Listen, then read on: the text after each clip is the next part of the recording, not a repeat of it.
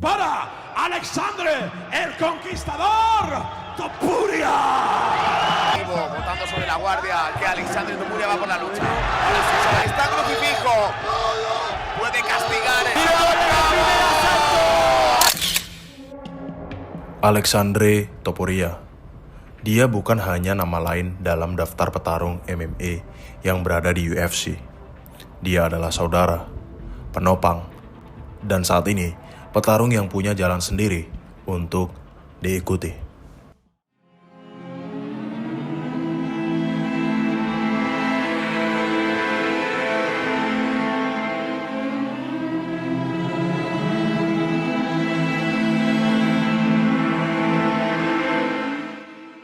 Alexandre Topuria adalah kakak dari Ilia Topuria, juara featherweight pada tahun 2024 dan baru-baru ini menjadi juara lightweight pada UFC.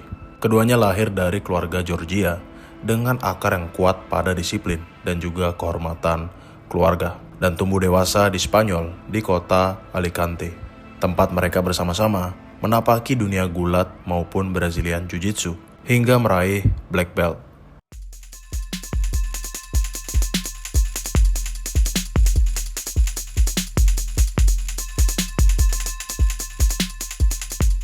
Alexandre memulai debut profesionalnya pada tahun 2015 di kancah regional Spanyol.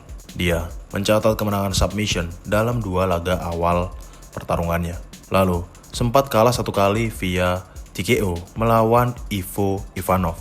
Setelah absen dalam waktu yang panjang sekitar 6 tahun, dia kembali dengan kemenangan beruntun melalui TKO pada ronde pertama, di mana ini memperkuat performa dan memuluskan jalannya untuk bisa bergabung di UFC.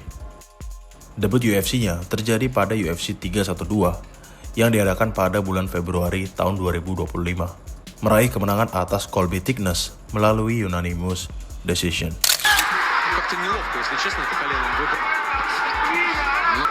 Поджимает Александр, пробивает по корпусу. Все в защиту. И вот снова намного лучше. Все-таки Lebih dari sekedar saudara, Alexandre adalah figur pendukung utama di balik kesuksesan Ilia Topuria. Dia tak hanya menjadi partner sparring, bahkan dia rela menunda karirnya sendiri demi fokus membimbing dan mendampingi Ilia dalam usaha untuk merebut gelar juara. Sebuah pengorbanan yang luar biasa. Setelah Ilia meraih sabuk juara, barulah Alexandre didorong untuk memasuki UFC. Ini adalah buah dari loyalitas dan ikatan keluarga yang sangat kuat. Meski karirnya baru saja dimulai di UFC, Alexandre tidak merasa terbebani oleh bayang-bayang nama besar saudaranya. Sebaliknya, dia mengaku bahwa tekanan lebih terasa ketika dia harus mendampingi dan melatih Ilia Topuria saat sang adik bertarung untuk memperebutkan sabuk juara dunia. Kini, waktunya untuk Alexandre masuk ke dalam oktagon. Alex Topuria and of course his brother Ilia. Yes. Alex, congratulations, a big win on UFC debut. Thank you. How good did that Thank you very feel? much. I feel great. I feel thankful with God, with all my team, with all my close people. Yes. Ilia, he looked so calm in there, so relaxed, very patient. He didn't look like he had any nerves at all for a UFC debut. Was he nervous in the back? Him? Yeah. I know, I saw him very calm. I was more nervous than him. I swear to everything, because it's kind of weird, you know, because when I walk and I go inside the octagon, I feel like I have the control, but from the corner, you don't have the control. You can't do anything. So you feel like that pressure, but at the same time, I had the confidence on him that I know how good he is. I know that he's the best in the world, so he would do it great, and he proved it.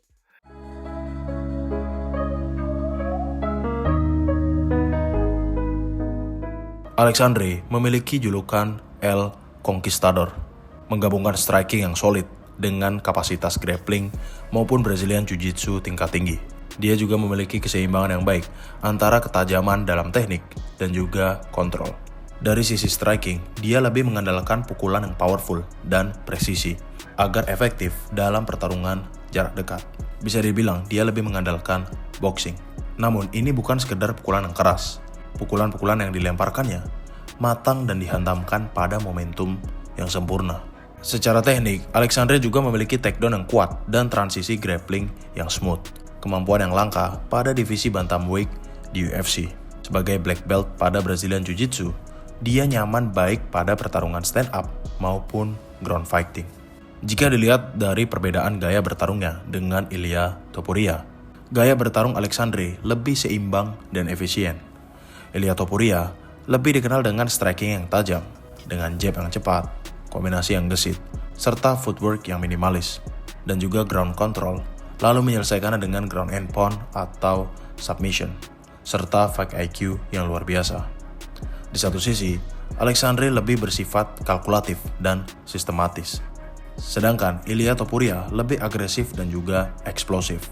Alexandre terlihat lebih sabar, dia menunggu kesempatan dengan tenang, sedangkan Ilia Topuria lebih eksplosif dan juga memiliki kombinasi-kombinasi yang lebih panjang.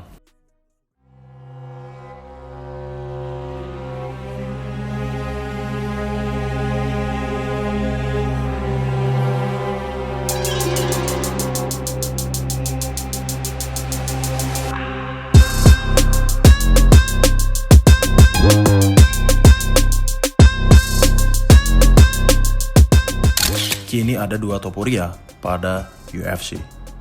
Ilia telah menorehkan sejarah dengan memenangkan gelar juara pada dua divisi. Sementara Alexandre dengan rekor 6-1-0, debut yang gemilang, serta kerja keras dan dedikasi di balik layar, sedang mengukir jalannya sendiri untuk menuju kejayaan. Masa depan tampak cerah, bukan hanya untuk kehormatan nama keluarga, tetapi untuk talenta yang sedang ditempa dan diberi kesempatan. Silakan tulis di kolom komentar bagaimana pendapat kalian tentang Alexandre Topuria. Apakah Alexandre Topuria mampu bersinar seperti Ilia Topuria pada UFC? Terima kasih untuk kalian semua yang sudah menonton video ini. Jika kalian ingin membantu channel ini untuk lebih berkembang, kalian bisa klik tombol subscribe-nya. Atau kalian juga bisa join di membership, di mana nantinya di membership kalian akan mendapatkan video-video yang lebih eksklusif. Stay sharp, stay fierce, and always trust your fight instinct. That's a very impressive thing for an older brother to do. I know you love your brother and you look out for him and you want to see him succeed, but to delay your own dreams and plans to focus on him, I don't know how many people would do that. So you deserve a lot of credit for that. That was my dream too.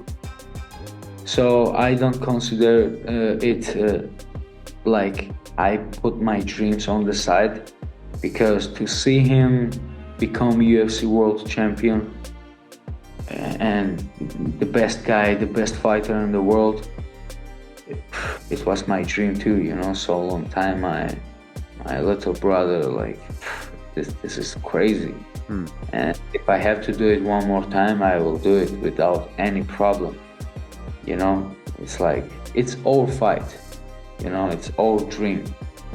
You did an interview after your fight with Full Send MMA, and you talked about your loss in 2015, your one loss, and you alluded to some stuff that I would love to ask you about, like almost like you were dealing with some demons or something that kind of made you wonder if you were going to keep fighting and whatnot. Can I ask you what exactly you were referring to there? Because it was just one loss, everything worked out, you got back on track. What were you experiencing after that fight? Like, in that moment, there's a lot of things, you know. It was like, I say one thing, but there's a lot of details that it's a little bit difficult to explain, and maybe a little bit, I don't know if I want to do it, you know, like. I understand. cameras and talk about. But yes, like you said, I have to fight with my demons, you know, and take the correct decision to stay focused in sport and my career. And finally, I take the decision. Now I'm good. But in that moment, yeah, what can I say? I didn't was so concentrated, so I lose a little bit of concentration about the sport, you know. And yeah, for sure, like I said, I'm Georgian. Sometimes I go a little bit crazy, you know, and yes. When you say go crazy, what do you mean by that? It's like, yes, everything about, you know, when you move in the street, like go crazy, what it means. Take bad decisions and don't do, like, yes, I don't want to talk, you know, I understand. like, yeah, because there is like nothing good to say. I understand. You know? When you think about the streets, what you think Bad about things, yes. that, you know? Yeah, bad things that you don't have to do.